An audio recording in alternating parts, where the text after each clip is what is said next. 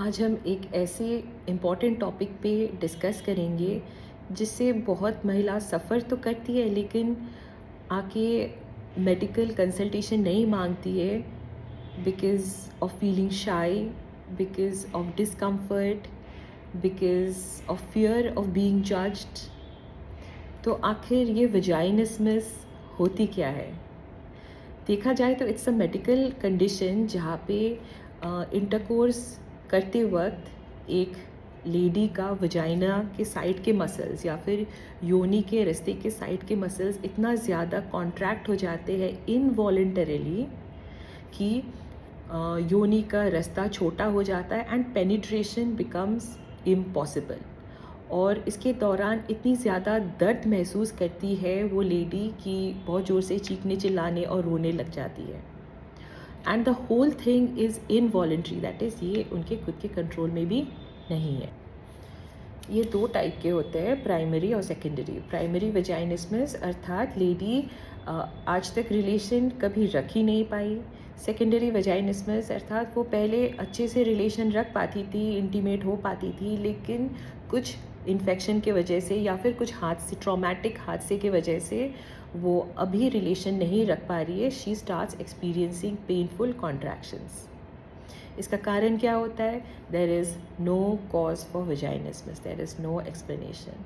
Some say it is because of fear, some say it is because of anxiety, some say it is because of traumatic past experience। कुछ हादसा हुआ है जिससे every time the girl she gets intimate she starts correlating pain with intimacy instead of pleasure with intimacy। How will you know you're suffering from vaginismus? If you're unable to insert a tampon inside you or a menstrual cup inside you or even a finger inside your vagina, it means you're suffering from vaginismus। How common is vaginismus? Very difficult to say, क्योंकि most ladies who suffer from it do not come up and do not own up. They don't seek medical care. So we do not have any data, any estimate of how many women actually are suffering from vaginismus. But globally, if we see, 10 to 12% of most ladies, of all ladies, suffer from painful penetration during relation। सबसे अच्छी बात तो ये है कि ये medical condition completely curable है, लेकिन इसके लिए आपको काफ़ी टाइम देना पड़ेगा आपके डॉक्टर को, आपको पेशेंस रखनी पड़ेगी। So along with a gynaecologist you need the help of a counsellor, psychiatric counselling. Counselling के दौरान आपके मन में जो भय है, जो एंग्जाइटी है, वो हैंडल करना आपको सिखाएंगे। और रही बात गायनोकोलॉजिस्ट की, सबसे पहले हम लोग रूल आउट करते हैं आपके वजाइना में कोई इन्फेक्शन है कि नहीं, कहीं पे कोई सूजन है कि नहीं जिसके दौरान आप इतना दर्द महसूस करती हो।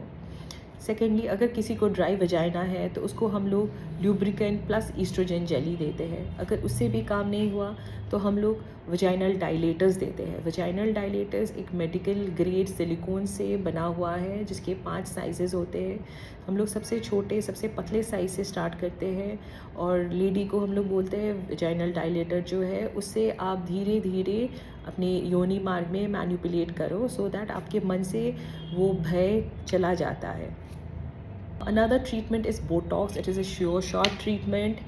Botox एक मेडिकल ग्रेड मॉलिक्यूल है, एक इंजेक्शन है जो हम लोग वजाइना के साइड के जो मसल्स है वहाँ पे इंजेक्ट करते हैं मसल रिलैक्सेशन के लिए, मसल पैरालिसिस के लिए, सो दैट जब पेनिट्रेशन होती है तब वो इनवॉलेंट्री कॉन्ट्रैक्शन नहीं होती है और महिला को पेन नहीं महसूस होती है। बहुत लेडीज़ जो वजाइनिस्मस से सफ़र करती है वो कभी रिलेशन रख ही नहीं पाती है and this is another cause of infertility. So my suggestion to all the ladies would be that ये वीडियो देखने के बाद अगर आपको लगता है कि आप में ऐसा कुछ सिम्टम्स है जो आप को रिलेट कर सकते हो, so please come up, consult a good gynecologist and speak about your problem, because now you know your condition is treatable.